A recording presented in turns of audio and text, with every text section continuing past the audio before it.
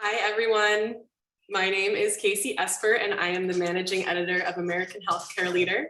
And I'm excited to celebrate our second issue of 2021, which showcases leaders who put their employees and patients a step above the bottom line and at the forefront of their business strategy.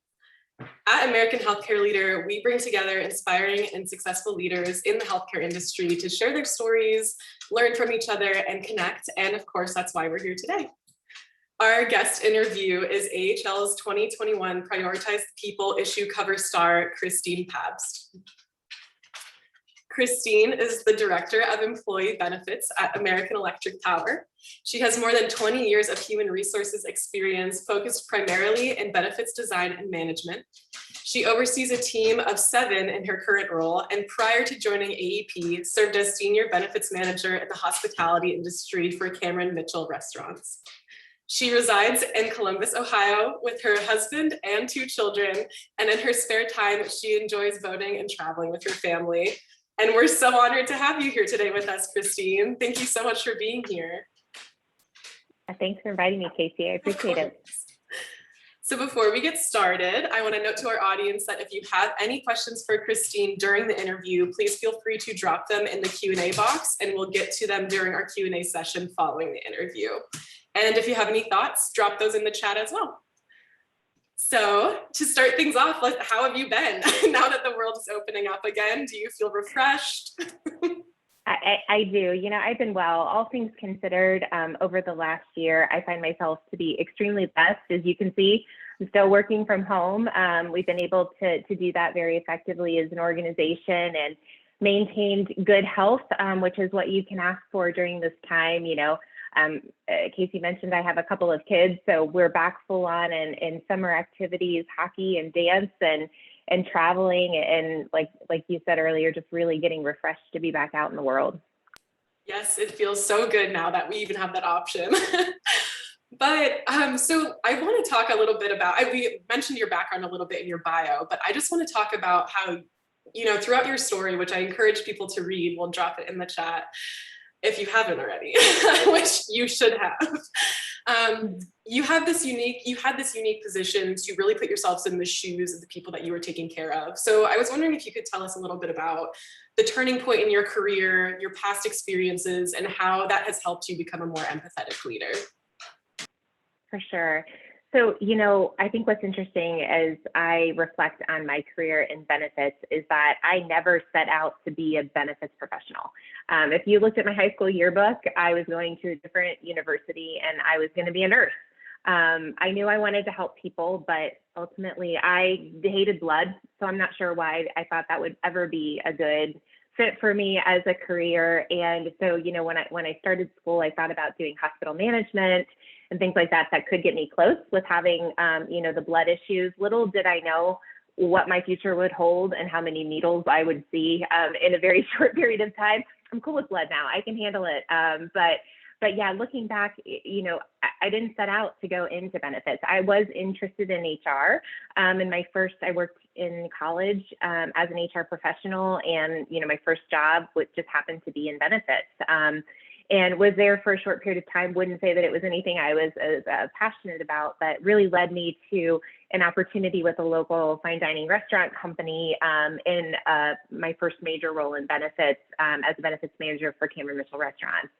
And, you know, I think looking back on that part of my career, I learned so much in that role, you know, specifically with that organization through the lens of hospitality. You know, people came first, and when people come first, we're all successful. That was the outcome that we achieved. And, you know, that role really provided me flexibility with my growing family. You know, when I had my battle with cancer, they all rallied around me. And, you know, those are opportunities with them that I'm eternally grateful for. But, you know, as the fog started to lift and things started to get back to normal in my career and my life, you know, I realized that I wanted more. It was impactful to me to be a patient in the system where I was, you know, essentially responsible for helping to manage. And I found myself having a really hard time navigating the healthcare system. And it is a realization that healthcare is emotional in nature.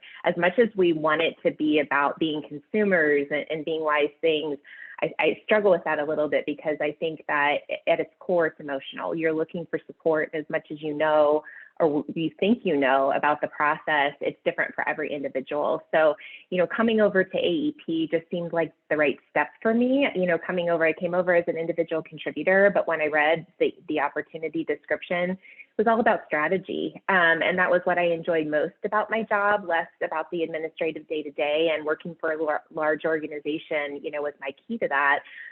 So as an individual contributor, I got an opportunity to work on great projects that were exciting and challenging, and I got to affect change, and that ultimately led to my opportunity to lead the department now. So, I think from a leadership perspective, when I think about empathy, my personal journey ingrained in me that everyone comes at work, life, things like that from a different lens.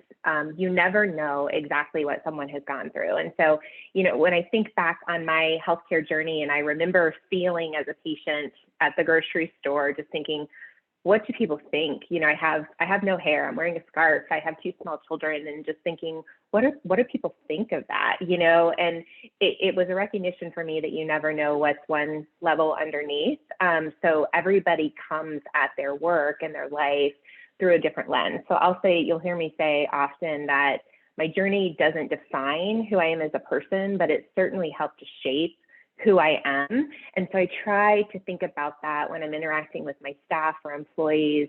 The contributions that people bring are through their lens, and that each of them are unique and all of them add value, even though they might go about it a different way.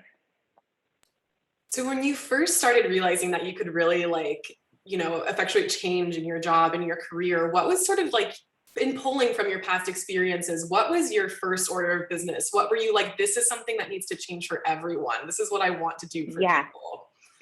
Yeah, when I first started at AEP specifically, it was just to learn. It was such a starkly different organization than what I had been in. I found myself in the midst of, 20,000 plus employees, trying to convert them from a traditional PPO offering into consumer-driven health plans, and not understanding at the core how a plan worked, and things that were very foreign to them are very scary.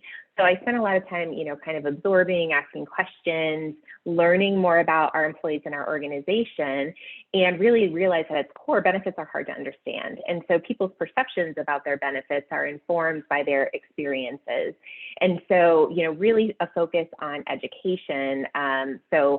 We worked to set up kind of a one-stop shop for benefits, also recognizing that we don't want one more password, one more login to remember. And many times it's the dependent or the spouse that is helping to navigate whatever the case may be, and making that information accessible. But, kind of second to that, from the passion that I have, when I talk about preventive care, I found myself in a situation where I had been to the doctor. I wasn't feeling right.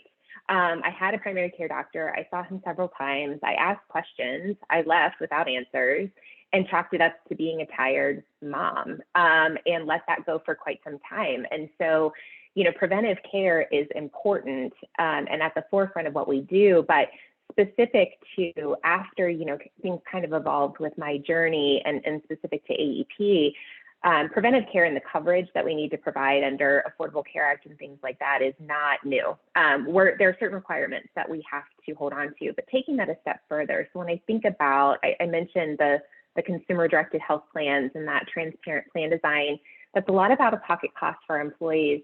We would get feedback from employees saying, I went in for my colonoscopy and they found something and now I have this huge charge. Well, that charge before might have been $50. Maybe somebody didn't think the most about it, and now it's thousands of dollars because they were going in for something they thought was covered in full, something was found, it flipped the whole charge, there was nothing they could do about it, and we're concerned about individuals not following up with their preventive care. And so from that perspective, from like a colonoscopy perspective, we can easily translated that into other preventive screenings like breast cancer. And so when we think about, I think about my own situation with regard to life insurance. So I had a blood cancer. I am never underwritten by any life insurance company unless I get in with a group. Like there's not even like a time limit. They just basically say, no, you don't get life insurance. And that's hard, especially when I'm young and have a young family and have had those concerns that have crossed my mind. And so, looking at something like breast cancer, if I think about the fact that a breast cancer patient who might have been successful with their battle is going in, and every time they go in for an annual screening, they are billed a lot more than a similarly situated person without that diagnosis is, it's not fair. And under our consumer-driven health plan designs, it was much more costly than it had been in the past. So we took the approach of looking at it to say, how should we structure this? How can we take this a step further to make sure that these individuals don't have additional financial burdens? Because we want them to go. And if they go and they're proactive and they identify things, ultimately that's going to save us money over time as well. So we took a look at that and said, you know what, regardless of previous background or diagnosis, regardless of frequency, we are going to cover at 100% at the company cost those colonoscopies and breast cancer screenings. We found very little risk in the fact that people were going to go in for extra colonoscopies or extra breast cancer screenings. People are not signing up for those things. So again, but a little bit went a really, really long way with our employees. The other thing I would mention is the second opinion services. I was in a meeting, I hadn't been with AEP that long, and I was invited to a meeting that senior leadership, one of the members was on the board of one of our local cancer hospitals. And the topic of the meeting was again around colon cancer and non-compliance with colon cancer screening rates in a rather rural area where we operate. So the organization was working to increase awareness and accessibility. But something that really resonated with me was the fact that, they were talking about the role that nutrition plays and things like that into good health. And, it was mentioned that when they did this study, these individuals in this area were 40 miles from the closest grocery store that would offer them fresh fruit and vegetables. So if I thought about that from a benefits perspective, I thought, how do we even think that they're getting good care, that they're getting consultative care when they need it? And that's not at the fault of the provider. The provider might be the only oncologist that is within, a 100-mile radius, and they treat all the conditions. They're never going to be specialized. So creating access, every person, regardless of their geographic location, their background, deserves high quality, affordable care. And so introducing virtual second opinions is an option, and we do pay for it at 100%. I'm the product of a second opinion, and I'm here because I had a second opinion. My journey wasn't, I knew somebody who could pull some strings. That's not realistic and not what we should be expecting for our employees. And so I would say, just kind of our priorities around preventive care and access to quality care, regardless of geography, is at the forefront for me. That's really interesting to me. That the world of benefits is so interesting because you're not only interacting with who you see as an employee in a place of business, but you're also interacting with everything that affects them outside of work and how they're so in touch with their healthcare. What kind of, when you're looking for new benefits offerings or different options, like you mentioned, the second screening, what kind of trends are you looking for in that circumstance? Or how even most recently have you noticed people need, access to care? What do people need now? Yeah. As a regulated utility, our responsibility, because what we spend on benefits translates into the rates we charge our consumers. So we're constantly challenged with being prudent, efficient, and good stewards of our benefit costs. And so for our employees, we want to translate that in that context to create the best benefits we can, and we're looking for ways to maximize value and minimize cost. I tend to be kind of weary of trends because I feel like there's always a new something, a new niche vendor popping up at my door to sell me something. Hyper relevant is a term that they love to use. But our approach at AEP has been, where we can, to utilize pilot opportunities to vet out acceptance and uptake within our employee population. So I want to be able to prove it out before we, kind of enter into these big financial commitments from a PMPM perspective. I think something I'm really excited to see, and something that is that was a good that came out of the pandemic, is virtual care and acceptance of virtual care. So as a plan sponsor, we're constantly looking for ways for our employees to trust virtual care options. And at least up until 2020, it was really a hurdle to get over. People really didn't understand how it worked. It probably wasn't their go-to, and yet they didn't want to spend money. And the pandemic flipped providers and consumers when it came to their acceptance of virtual care. I'm excited to see where that could potentially go, and ways that can be developed, primary care models that circle in virtual care. I think it goes back to some of the accessibility of high quality providers, regardless of where your geography is. I'm excited to see that, and I'm hoping that sticks. I think from a provider perspective and a participant perspective, that is going to have some stick to it, and I'm excited to see that. And I think the other thing I'd mention is, mental health and caregiving support is the other area in light of the pandemic. This last year has been challenging for employees, and regardless of the stage of life, having young kids, having parents that might be in care facilities that you're trying to coordinate care, finding ways to support a diverse workforce that has evolving needs and very specific needs is a challenge. And I think finding a way to make sure that those are top of mind, those resources that we do deploy are top of mind for our employees continues to be a challenge now and in the future. And then, the last thing I'd say is diversity, inclusion, and equity. We hear that nationwide in a lot of different contexts, but from a benefits perspective, traditional benefits have become table stakes. What sets your organization apart is that next layer of benefits that you provide. So whether it's family planning resources and support, or, again, kind of looking at it from a very diverse lens is what will be the wave of the future. I would love to hear more about that second layer there. But first, I wanted to mention something that you mentioned at the top. So cost is obviously like a big thing when it comes to choosing new benefits. What does that look like when you're vetting new companies or new therapies? And how do you, kind of weigh the pros and cons? Yeah, at least when it comes from a treatment perspective, again, hearkening back to my personal experience, my treatment was extremely expensive, and the drug that I was on was revolutionary, and it had only been around, maybe 5-10 years at the most at the time I took it. So I had stage 4 non-Hodgkin's lymphoma at 33. That was a cancer found in 60-plus-year-old men. More commonly, it was not normal. And 5-10 years before my diagnosis, it was a death sentence. You would not have made it.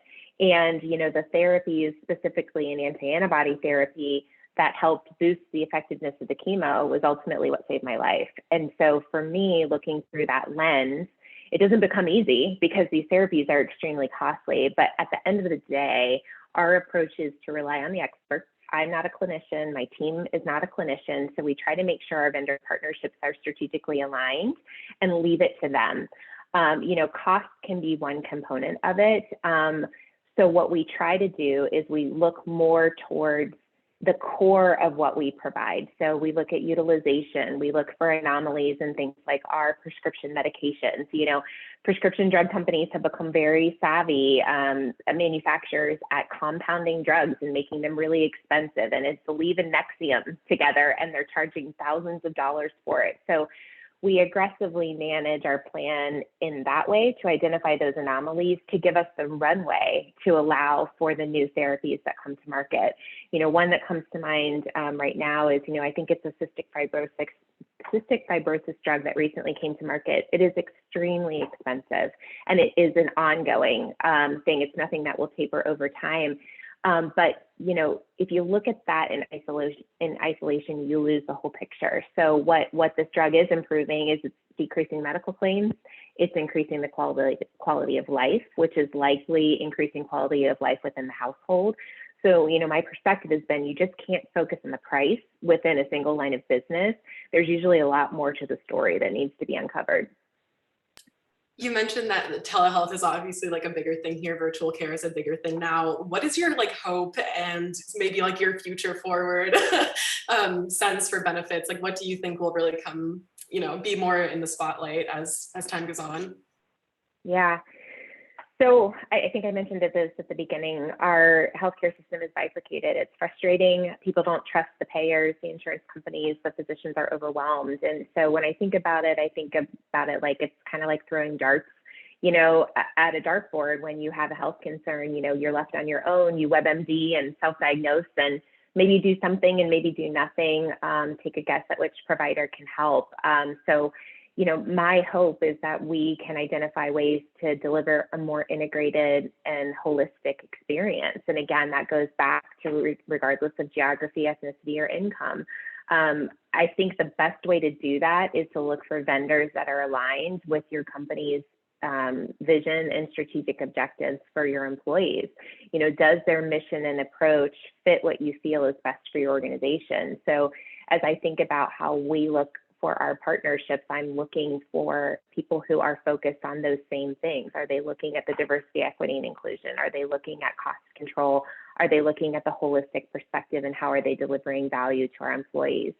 The other thing is as I mentioned, kind of the start, the healthcare system is a mess, candidly, and there's a lot going on in the legislative arena that can be very overwhelming to keep up with. But I think as plan sponsors, staying tuned in, how you may be able to influence or affect change at the highest level should be a key part of our strategies. I'm in a unique position with a large organization to sit on some advisory boards and things like that, to really have the ear of some of these larger organizations to help support change at a legislative level overall. I really think that that's what it's going to take to turn it.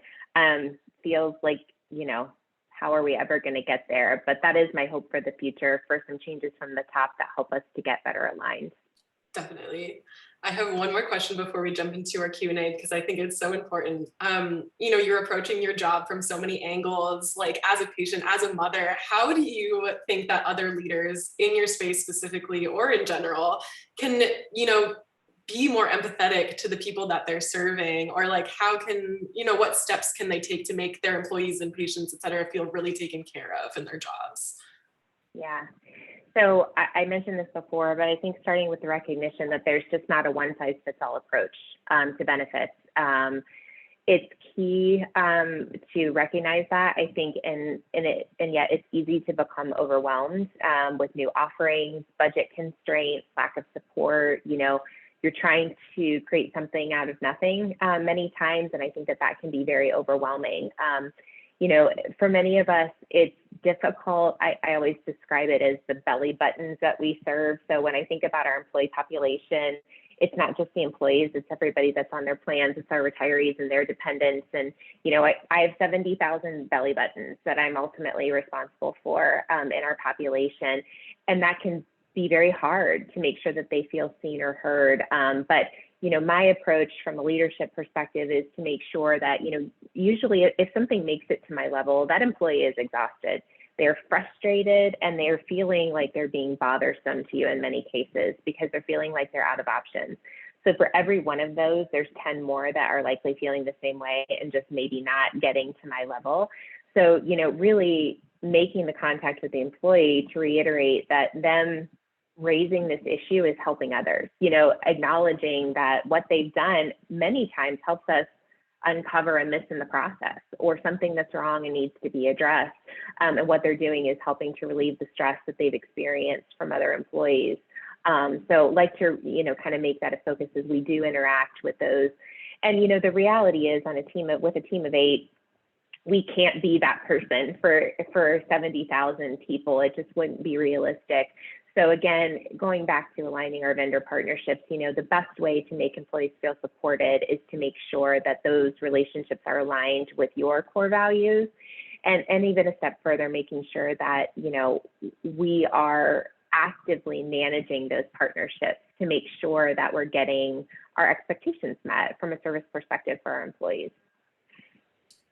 That sort of goes perfectly with this one question someone just asked. How often are benefits options revisited by you and your team? Is it sort of like an ongoing thing? Yeah, so I would say that we're constantly evaluating benefit options, and they come to us multiple ways. So it might be somebody knew somebody sends a letter directly to our CEO. So it's like, okay, go take a look at this, even if we've looked at it multiple times. So I think it's constant. I think that, again, we're at a very interesting time in really formulating what we want as a benefit strategy 2.0. And I think coaching my team and my team members to make sure that we are being progressive in our thinking. I think because of budget constraints, so many times you get used to the status quo. Why would I ask? Because there's no more money. You know, you're always looking to cut. And if I'm gonna find money, I have to take it away from somebody else. And so stepping away from that mentality and recognizing that no, there can be a business case made. So I would say it's constant. Obviously, we have our normal cycle like most organizations, but we're always looking and evaluating what might be next. There's a couple of questions here that have to do with remote work and virtual everything after 2020. Well, how has that been has that impacted your role severely, or has there been pros and cons, or what is your, I guess in a more general work sense, how do you feel about that? Yeah, so we did a little, pre-talk on the call, and we were talking about work environment. And so, we AEP employs about, I think we're in the 16,000 people range right now. And we have had all versions working through the pandemic. So myself, on March 13th or whatever day was in 2020, I came to this room and I haven't left since. I've been into the office a handful of times. But in an organization like AEP, it's a very paternalistic, old school organization. We had pockets of remote and flexible work, but that was pretty leader specific and work specific. Forced our organization to rethink how we were doing things. We had to turn into a remote organization overnight. And I think that there was a realization that, this works pretty well. It can work very, very well. Our employees are engaged. They are highly effective at home. They're finding benefits from it. So our organization has been working on a future of work kind of rollout. And so that was in the works before the pandemic, but now we are truly focused on, kind of getting out our work model. So we have a designated remote, hybrid, and on-site employees. My team will be fully remote. My position on the leadership team will likely be somewhat hybrid, where we can gather in person.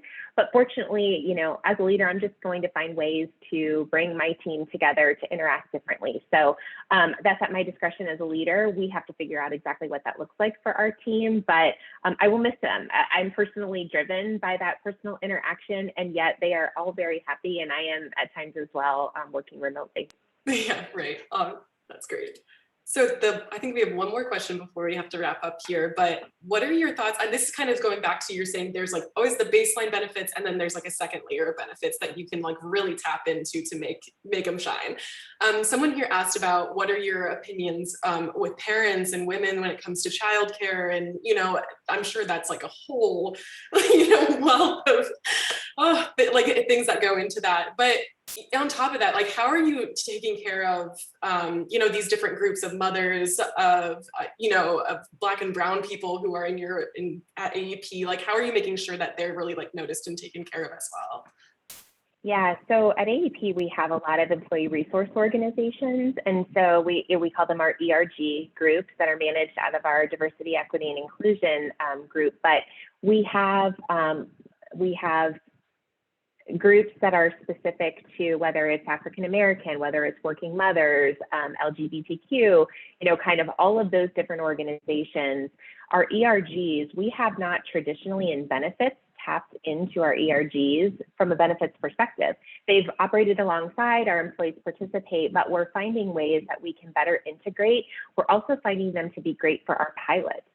So, I'll give an example. We're talking to Hello Heart for blood pressure management and helping to get that down. That's a pretty significant diagnosis that we have in our population.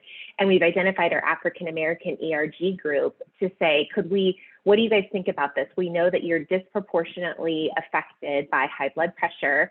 Would this group be willing and open to try this out, knowing that, they are more impacted, and we had just the best response with that. So we've done things like that. We're getting ready to start that pilot. It's a great way to test it, get that candid feedback. We did the same thing when we went to our Pride partnership with around the Oh, it's the survey around basically equality, the equality index, and talk to that group about how we shaped our benefits to support their needs. So I think that that's a great way to go. We're just starting into that. You know, it's a little bit foreign to us, but identifying outside of how we make our decisions and benefits design and how we can be more integrated without having to go to 16,000 people, I think is the next evolution for us. Yeah, oh, that's really inspiring. This whole conversation was really inspiring. Thank you so much for being here I today. appreciate it. That's all the time we have, unfortunately, but thanks everyone for joining us. This recording will be available to everyone soon, so you can go back, hear Christine's responses to things and learn more, hopefully. And we will be sending a survey after this, so if you could take a moment to fill that out and tell us how we did and what you like and what you want to hear later, that would be awesome. But in the meantime, enjoy your hybrid remote work situation. Hopefully your 2021 is a brighter one. So, but thank you so much for being here with us again. Yeah, thanks for having me, Casey. Of course.